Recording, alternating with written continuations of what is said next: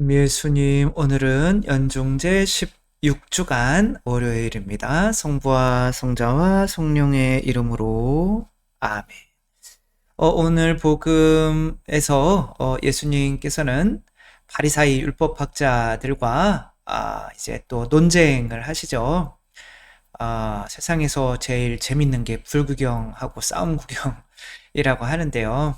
정말 그거는 못된 사람이나 그러는 거죠. 그러나 저도 재밌는 걸 보면 못되나 봐요. 어쨌거나 오늘 복음 또 예수님께서 바리사이 율법학자들과 어떤 것으로 싸우고 계신지 한번 보도록 하겠습니다. 그때 율법학자와 바리사이 몇 사람이 예수님께 스승님이 일으키시는 표징을 보고 싶습니다. 라고 이야기를 했어요. 그러니까 이제 표징은, 마치 내가 누군가를 사랑할 때 사랑하는 사람이 내 사랑을 믿게 하기 위해서, 믿게 만들기 위해서 주는 선물과 같은 거죠.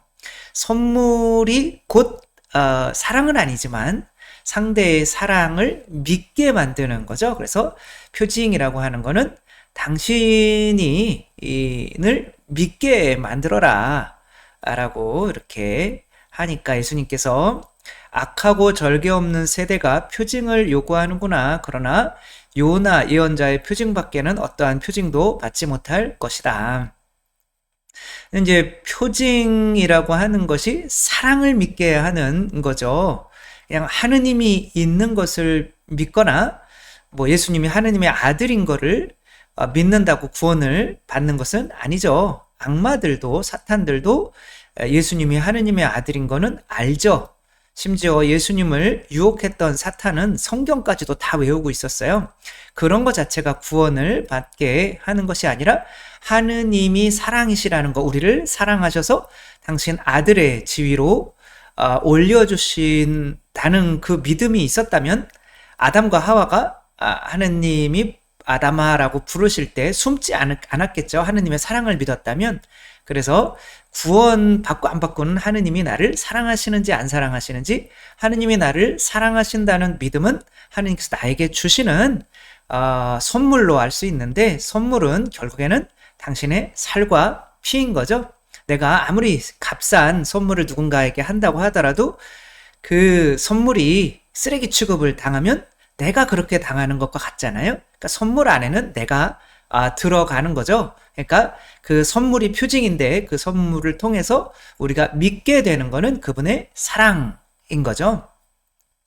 근데 예수님께서 여기에서 요나의 표징밖에는 보여줄 게 없다라고 하시는데, 이게 뭐냐면 요나가 사흘 밤낮을 큰 물고기 뱃속에 있었던 것처럼 사람의 아들도 사흘 밤낮을 땅속에 있어야 된다. 이게 뭐냐면 내가 너희 죄를 위해서 죽었다가 사흘 만에 부활하는 걸 보여줄게. 이게 마지막 표징이야.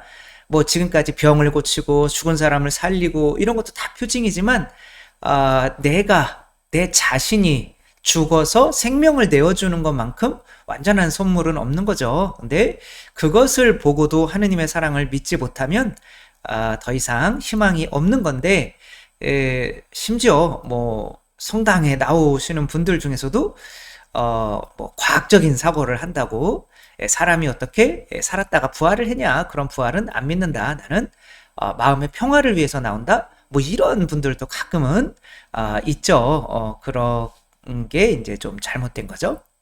근데 이제 그 요나가 그렇게 물고기 뱃속에 들어가서 도망가다가 먹혀서 사흘 만에 이제 나와가지고 니네베 사람들한테 이제 회개를 해라라고 했더니 니네베 사람들이 다 회개를 했어요. 근데 요나보다 더 큰 이가 여기에 있는데 왜 너희들은 회개하지 않냐? 왜 믿지 않냐? 라고 하시는 거고요. 솔로몬, 한 인간의 지혜를 배우기 위해서 남방여왕, 에티오피아로 알려져 있죠. 그 남방여왕이 솔로몬 배우기 위해서 그 먼 데서 그렇게 찾아와서 솔로몬의 지혜를 배우려고 했는데, 너희는 왜 지혜를 배우려고 하지 않냐? 솔로몬보다 더 큰 이가 여기에 있다라고 말씀을 하시는 거죠. 그러니까 지혜라는 게 있고 지혜를 배우려고 하는 마음만 있으면 표징을 보면 이해할 수 있다는 뜻이죠. 이거를 쉽게 보자면 미사에서 표징은 말씀의 전례일까요? 아니면 성찬의 전례일까요?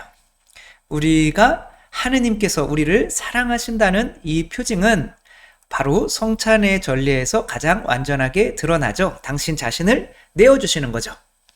그래서 당신 자신이 이 밀가루 안에, 포도주 안에 하느님인데 그 안에 매장이 어떻게 보면은 되시는 거죠. 우리의 양식이 되기 위해서.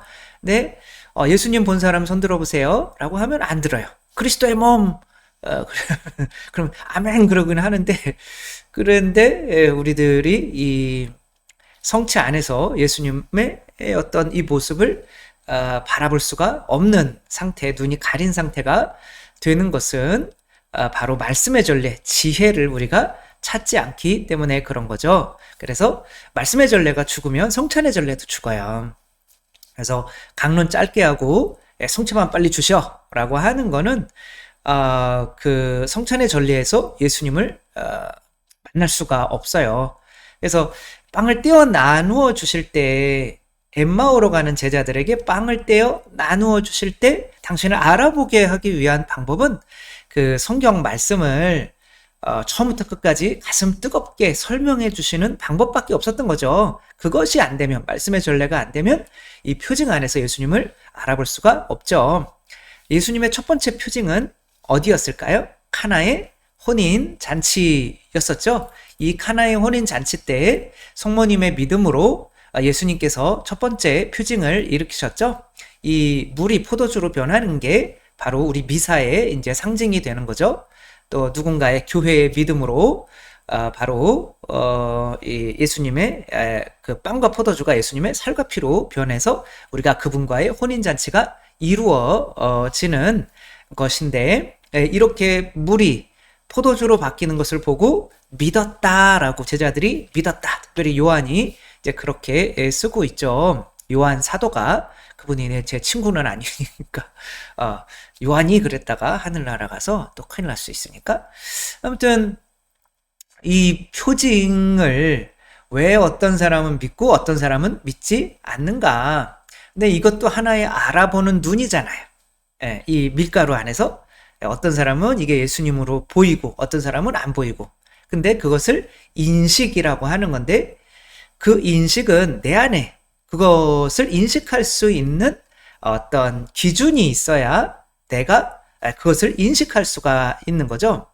예를 들어 우리 강아지는 지금 꽃밭에 있죠. 그리고 제가 주인이라 이리 와라 이렇게 부르면은 꽃이 이쁘니까 꽃을 꺾지 말고 조심스럽게 가야지. 꽃 꺾으면 아프잖아요. 그렇게 올까요? 난리를 치면서 올까요? 막 그렇게 하면서. 얘는 꽃이 이쁜 줄을 알까요? 몰라요? 모르죠. 왜냐면 자신 안에 아름다움이라고 하는 어떤 이런 기준이 들어가 있지 않아요. 그러니까 아름다움이라는 게 없으니까 이게 얼마나 아름다운지를 모르는 거죠. 우리가 미인 대회에서 진선미 이렇게 1, 2, 3등 가릴 수 있는 경우는, 그렇게 되는 경우는 아름다움이라는 기준이 들어가 있기 때문에 그거를 이렇게 몇 센치인지, 자가 있어야 몇 센치 그거를 우리가 인식할 수 있잖아요. 근데 짐승들에게는 아름다움이라는 게 없어요. 만약에 개가 아름다움을 느꼈으면 이 꽃들을 꽂아서 자기 집에 이쁘게 화병에 꽂아 놓았겠죠. 그거는 그렇게 하면 개가 아니라 인간이죠. 아무튼 이게 이제 그 표징을 알아볼 수 있는 어떤, 그러니까 표징이라고 하는 것은 내가 너희를 사랑해 라고 하는 건데, 사랑하면 어떻게 할까요? 나를 내어주겠죠. 그쵸? 근데 내 안에 나를 내어주는 것이 행복이라는 어떤 기준이 들어가 있지 않으면 예수님께서 그렇게 하실 수가 없다고 여기기 때문에 성녀를 받으라도 예수님은 절대 그러실 수 없어. 예수님은 교회에 죄를 용서하는 권한까지 주실 수가 없어 라고 믿지를 못하게 되는 거예요. 지혜가 없으면. 그래서 지혜라는 것을 먼저 가져야, 내 안에 지혜가 있어야 그 표징이 정말 하느님께서 우리를 사랑하셔서 살과 피를 저렇게 주실 수밖에 없구나라는 게 이해가 돼야 성찬례 때 예수님과 그 밀가루 성체 안에서 예수님을 바라보고 믿을 수 있는 존재가 되는 거죠. 그래서 우리에게 정말 지혜가 있는지 없는지는 바로 하느님께서 우리를 위해서 당신 살과 피를 내어주시는 게, 그래서 그 죽음과 부활이 곧 진짜 행복임을 알아보려면 그 사람도 그런 지혜로 살고 있는 사람일 수밖에 없는 거죠. 그러니까 우리 일생의 정말 행복의 삶이 내가 죽고 어떤 가치를 위해서, 또 내가 죽고 부활하는 어떤 삶을 살아가고 있다면 그 사람이 바로 지혜로운 사람인 거죠. 그래서 쪽 작은 부자는 열심히 노력하면 될 수도 있고, 또 그렇지만 아주 큰 부자는 몇 조 원대의 부자는 하늘이 내린다라고 하는 그런 이야기도 있잖아요. 근데 그런 사람들이 지키는 공통된 어떤 삶의 방식이 있다는 거예요. 그러면 이 사람들은 어떤 삶의 방식을 지키고 있을까? 그것을 이제 한번 보자면, 이 억만장자 시크릿이라고 하는 이 책에 보면 5가지 특징이 나와요. 첫 번째는, 왜 이런 그림이 나오죠? 아침에 일찍 일어나는 건데 좀 입고 주무시지? 아무튼 일단은 첫 번째 습관, 아침에 일찍 일어난다. 아침에 일찍 일어난다는 거는 내가 죽는 거죠. 그렇죠? 더 자고 싶은데 나를 이기는 삶을 사는 거죠. 이 사람들은 자기를 죽여야 부활의 기쁨이 있다는 것을 아는 거예요. 이런 사람들이 지혜로운 사람이라고 할 수가 있죠. 그러면 두 번째는 뭘까요? 절대로 건강에 안 좋은 일은 하지 않는다는 거죠. 자기 건강을 이제 완벽하게 유지하기 위해서 안 좋은 것들은 먹지 않고, 과음하지 않고, 또 항상 뭐를 하겠어요? 운동. 이 몇 조 원대 부자들의 특징은 반드시 운동을 한대요. 하루에 1시간씩은. 운동이라는 게 뭐죠?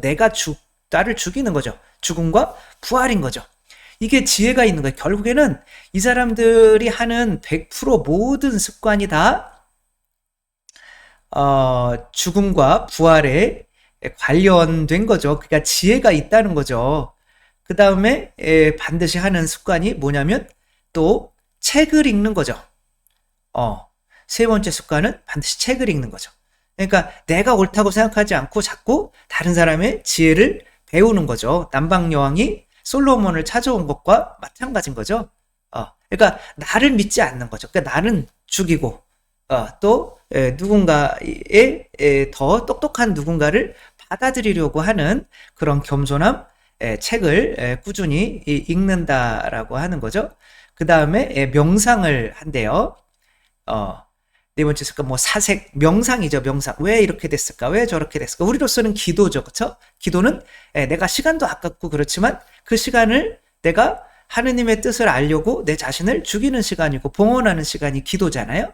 이런 시간을 반드시 갖는다는 거죠. 그 다음에 내 삶의 어떤 규칙을 정해 놓는다는 거죠. 그래서 이제 규칙은 룰이 있다는 거죠. 그래서 날마다 제 안에 있는 게으름뱅이를 설득해야 하는데 부자들이 그러는 거죠. 오늘은 너무 늦게 일어날 것 같아, 바빠서 시간이 없어, 몸이 좋지 않아 라고 할 때 자기 속으로 그런다는 거죠. 안 돼, 너 자신을 속이지 마. 넌 그냥 게으름을 피우는 것뿐이야. 그리고 운동을 하러 갑니다. 다 이래요. 그러니까 이제 이 자수성가한 엄청난 꼭 다, 이게 이런 얘기 하면 또 기분이 안 좋잖아요. 그러면 내가 돈이 없다는 게 못 살았다는 이야기냐. 근데 이제 꼭 그런 건 아니죠. 정말 또 내가, 또 주님이 또 그렇게 가난하게 허락을 해서 또 그럴 수밖에 내가 이렇게 사는데 그럴 수밖에 없는 분들도 반드시 계시죠. 그러니까 이게 뭐 어떤 거를 내 삶이 돈이 많고 없음이 잘 살았고 못 살았고를 결정하는 건 아니지만 일반적으로 대부분 자수성가 수조 원대의 자수성가 엄청난 부를 이렇게 쌓은 사람들은 이렇게 죽음과 부활의 어떤 삶을 살고 있고 그거 자체가 지혜를 가지고 있다는 거죠. 그리고 그런 지혜를 가지고 있는 사람들은 반드시 또 어떠한 삶을 사느냐면 다른 사람들도 할 수 있다는 것을 좀 보여주려 해요. 사랑이 자기 안에 들어온 거죠. 그러니까 사랑 그 사람들이 다 천주교 신자는 아닐지라도 사랑이 뭔지를 알게 볼 수 있는 눈이 생긴 거죠. 그러니까 이 사람들이 진짜 예수님을 뭐 종교가 명확히는 없어도 어느 정도는 예수님의 죽음과 부활을 믿게 되는 사람들이 되는 거죠. 그래서 이 자수성가한 대기업 회장들이 막 이런 데 출연해가지고 내가 90일 내에 10억 못 벌으면 이제 내가 10억 낼게 뭐라고 하면서 아주 그냥 근데 그렇게 편하게 살 수 있는 이 사람들이 고생하면서 이런 도전을 하는 것은 무엇일까요? 바로 이렇게 나는 가난하게 태어나서 안 돼. 나는 아무리 노력해도 안 돼. 어떻게 3달 만에 10만 원 가지고 10억을 버니 말도 안 돼. 라고 하는 그렇게 좌절에 빠져 있고 믿음이 없는 사람들에게 뭘 주려고 하는 거예요? 믿음을 주려고 하는 거죠. 이게 표징인 거죠.